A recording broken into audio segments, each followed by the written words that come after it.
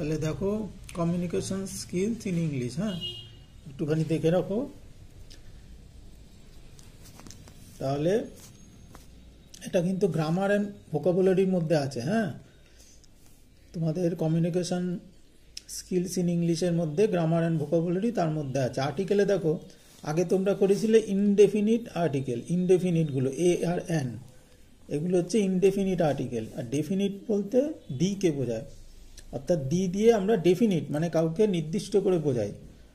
যেমন ধরো I want to it the Apple, ঠিক আছে, I want to it the Apple which is at first.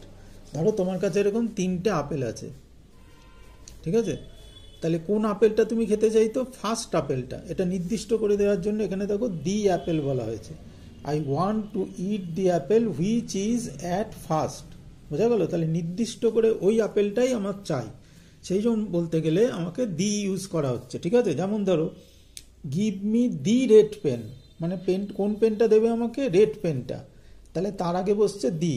কিন্তু তার বিপরীতভাবে যদি বলো give me a pen, give me a pen, দেখো তাহলে দেখো এখানে কিন্তু আর্টিকেল বসলো, ইনডেফিনিট আর্টিকেল, ডেফিনিট করা হচ্ছে না, যে কোনো একটা পেন দাও। কিন্তু এখানে কি বলা হচ্ছে?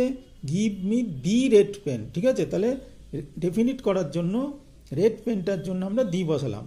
তাহলে এ গার্ল ওয়াজ প্লেয়িং, তাহলে এখানে দেখো কি হচ্ছে? The girl, a girl was playing, the girl was wearing red dress.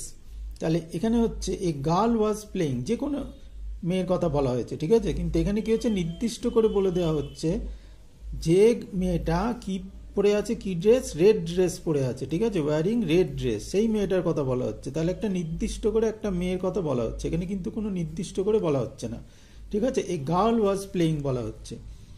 এবার দেখো কতগুলো বিশেষ ক্ষেত্রে, যেমন সান, মুন, আর্থ, স্টার, ইস্ট, নর্থ, এগুলোর ক্ষেত্রে সবসময় দি বসে, নির্দিষ্ট একটা করে যেগুলো আছে। ধরো সূর্য, চাঁদ, এগুলো একটা করে আছে, সেই জন্য এদের আগে সবসময় দি বসবে।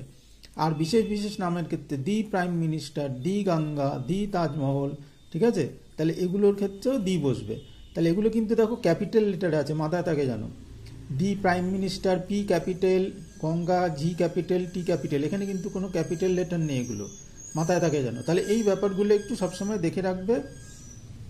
আবার দেখো যেখানে দি আমাদের লাগছে না, প্লুরালের ক্ষেত্রে দিস ইজ আ বুক, এটি একটি বই, দিস আর বুকস, প্লুরালের ক্ষেত্রে তখন কিন্তু আমাদের দি লাগছে না, ঠিক আছে।